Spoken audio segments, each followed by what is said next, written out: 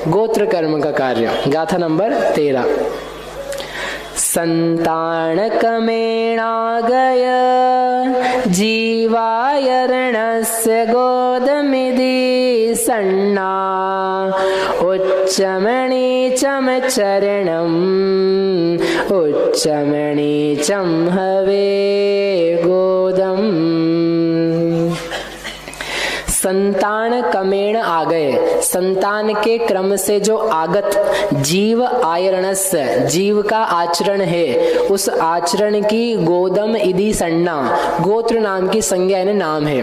Basically जीव का जो आचरण है, आचरण करने की शक्ति है, उच्च भला, नीचा, हल्का बुरा, इस टाइप का, उस आचरण करने के फल का भाव का नाम है गोत्र। और वो उच्चम नीचम चरणम, वो जो आचरण है वो दो प्रकार के हैं, उच्च आचरण और नीच आचरण। तो आचरण के दो प्रकार के होने के कारण से जो कर्म है, उस कर्म के भी क्या कर दिए, दो टाइप्स। उच्च आचरण के होने में जो कारण है कर्म, उसे बोलेंगे उच्च गोत्र, और नीच आचरण के होने में जो कर्म कारण है उसे बोलते हैं नीच गोत्र। आचरण का मतलब क्या है कि जो जीव में व्यवहार करता है, वह प्रयोग करता है, मिलता है, सोचता है, विचारता है, एक्टिविटी करता है, उन सब का नाम है आचरण। चारित्र की बात नहीं कर रहे हम कि चारित्र गुण का परिणाम है। जो पूरा ही एक जीव लौकिक व्यवहार या अपना पारमार्थिक व्यवहार साधता है, तो उसमें उसके भाव होते हैं कि हम कितना अच्छा काम कर सकते हैं, करें, और एक के भाव होते हैं कि हमें काम करने नहीं है। इसको समझाने के लिए बहुत स्थूल रूप से ऐसा कहते हैं कि जैसे जिनके मध्य मास मधु ही त्याग के परिणाम नहीं है, भाव नहीं है, उनके ही खाने में लिप्तता में आसक्ति के परिणाम है, तो इसका जो आचरण है वो बड़ा हल्का है। या खोटे काम करता हो, शुद्रता के कार्य करता हो, तो इसके जो कार्य हैं वो भले नहीं है, ऊंचे नहीं है, सोच भी अच्छी नहीं है, तो इसके कौन सा आचरण है, नीच आचरण। और कोई जगत की भलाई का, जगत के कल्याण का, अपने कल्याण का, समाज के उत्थान का, धर्म का, भला का, ये सब व्यवहार सोचता है, करता है, या उसमें सामर्थ्य इस प्रकार की, तो उसके आचरण को बोलते हैं उच्च आचरण। वो करता है कि नहीं करता है ये अलग विषय है, लेकिन उसकी जो शक्ति है उस समय, उस शक्ति को लेकर के गोत्र की संज्ञा मिलती है, जिसको अपन लोक में अपने व्यवहार में कहते हैं ये बड़े परिवार का है, इसका कुलीन खानदान है। सुना कभी ऐसा? ये कुलीन है, इसके घर परिवार उच्च हैं, इनसे बात की जा सकती, जल्दी समझ जाएगा, या इसमें बुद्धि है इस प्रकार की, उसको कहा जा सकता है उच्च गोत्रीय। और कुछ ऐसे होते हैं ये हल्की जाति के हैं, इनको कुछ मांस मदिरा आदि का विवेक नहीं है, ना समझना चाहते हैं, ना समझते हैं, और उस प्रकार के कोई विचार नहीं है, तो उसको कह लेते हैं कि इसका जो आचरण है, आचरण की शक्ति है, वो कैसी है, निम्न है, नीच है, हल्की है। ये एक स्थूल रूप से समझने के लिए कहा जाता है, क्योंकि अन्य गतियां ऐसी भी हैं जहां पर इस प्रकार की कोई चीज ही नहीं है। एग्जाम्पल के लिए देवगति है, तो देवगति में मध्य मास मधु का कोई काम ही नहीं है, ना वहाँ कोई कुलों की परंपरा है, ना कोई किसी के बच्चे हैं, फिर भी कर्म का व्यापार होता है, तो वहां पर उसका जो परिणाम है वो परिणाम ही गोत्र संज्ञा को प्राप्त करता है। तो इस प्रकार से जो जीव का भाव, उस भाव को ही गोत्र कर्म का कार्य कहा जाता है। समझ में आया? अरे आया कि नहीं आया? आ गया। देखो आप लोगों को थोड़ा पुण्य कमाना हो, वैसे मेरे को जरूरत लग नहीं रही है कि किसी को कमाना है, कल बताऊंगा। अभी तो आप आज पहला दिन है ना, तो इसलिए ठीक हो, कल अपन में देखेंगे पुण्य, सरल पुण्य। एक सवाल पूछना था मुझे। हाँ, कि हम उच्च कुल में हम पैदा हो गए, हाँ, हमारा आचरण अगर नीच हुआ, हाँ, और कुछ नीच कुल में पैदा होते पर उसका आचरण अच्छा रहता है, हाँ, अन्य जाति के लोग है समझो कुछ, पर वो उनका व्यवहार अच्छा रहता है, हाँ, तो इसमें गोत्र बदल जाएगा कि वो वैसा ही रहेंगे?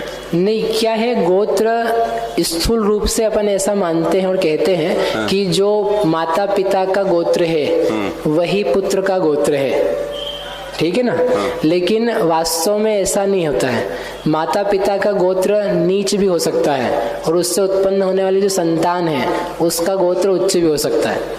तो म्लेच्छ हैं उदाहरण के लिए, तो म्लेच्छ जितने वो नीच गोत्री माने जाते शास्त्र में, वो वही म्लेच्छ की कन्या का ब्याह, तो उसकी पुत्री भी नीच गोत्री है, उसका ब्याह हो गया किसी राजा से, आर्यखंड के राजा से, और वो आर्यखंड का राजा चक्रवर्ती है, तो वो तो उच्च गोत्री है, ऑब्वियस सी बात है, तो उससे ब्याह हो गया। अब उसका पुत्र हुआ, तो पुत्र उसको मुनि दीक्षा देगी नहीं दे, क्योंकि उसकी माता तो क्या है, नीच गोत्री है, पिताजी उच्च गोत्री है, तो क्या किया जाए, तो शास्त्र में या लब्धि सार में, तो ऐसा भी व्यक्ति दीक्षा लेता है, दीक्षा लेकर के मुनि व्रत धारण कर लेता है, तो उसका जो गोत्र है वो माता पिता पे ही डिपेंडेंट नहीं होता, उसका खुद का भी होता है।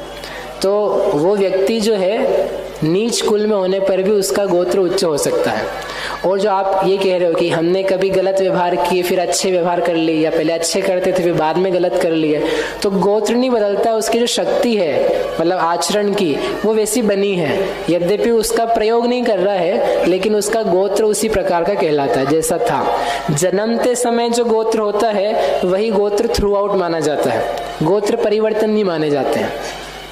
यानी जो जीव जहाँ पैदा हुआ है किसी भी गति में, तो वहाँ पर जो गोत्र होता है उसके पैदा होते समय उस जीव को, वही गोत्र उसका हमेशा चलता है उस लाइफ में। अगली लाइफ में जाएगा तो फिर बदल सकता है, और माता पिता पे ही डिपेंडेंट नहीं होता है।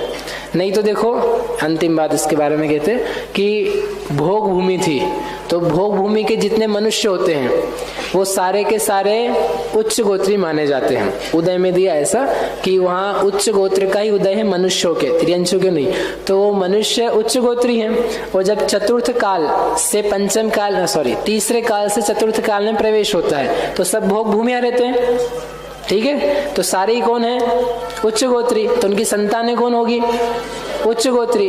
अब उन उच्च गोत्री संतानों की संतानें कौन सी होगी, उच्च गोत्री, फिर उनकी संतानें कौन सी होगी, उच्च गोत्री। तो ऐसे करते करते करते आप जाओगे तो नीच गोत्र कहां से आया, फिर नीच गोत्र तो ही नहीं सकता है, क्योंकि कोई विदेह क्षेत्र के नीच गोत्री मनुष्य तो यहाँ आकर के ब्याह शादी कर नहीं रहे थे, यहीं के लोगों ने किया।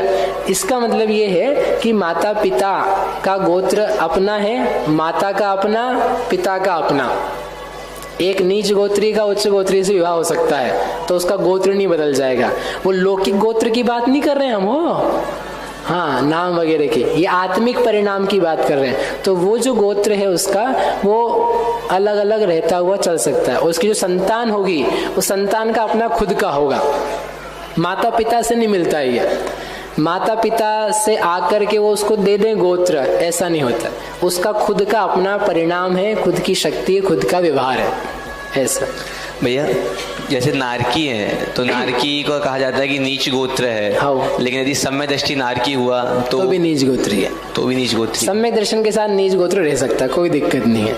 इसलिए नीच गोत्र भी किसी का इस मनुष्य जगह में भी है तो आप उसको तिरस्कृत मत करो, वह भी सम्यक दर्शन का पात्र है, उसके भी सम्यक दर्शन हो सकता है। और कोई तीर्थंकर, मातंगो देह देवजम, मातंग भी हो तो तीर्थंकर प्रकृति बांध रहा वहीं पे, हाँ तो बांधने दो ना, कोई दिक्कत नहीं। तीर्थंकर प्रकृति बांधने से वो उच्च गोत्री नहीं हो जाएगा, क्योंकि उसकी क्या है, कुछ चीजें नियम से चलती है कि वहां नरक में गया है, इट डज नॉट मैटर कि अब आप क्या कर रहे हो, वहां पर वो जातिगत जो परिणाम है, गतिगत जो भाव है वो वैसे ही मिलेंगे आपको। नरक गति में नार की सम्यक दृष्टि हो, तीर्थंकर प्रकृति वाला हो, उसको वहां पर मारना भिड़ना लड़ना लड़ाना होगा ही, क्योंकि वो गतिगत परिणाम है, आप उससे बचा नहीं सकते हो उसको। आखिरी के 6 महीने बचाएंगे बस, 6 महीने अलग व्यवस्था, बाकी फिर वो आप लड़ना ही है, वी कैन नॉट हेल्प, ठीक है।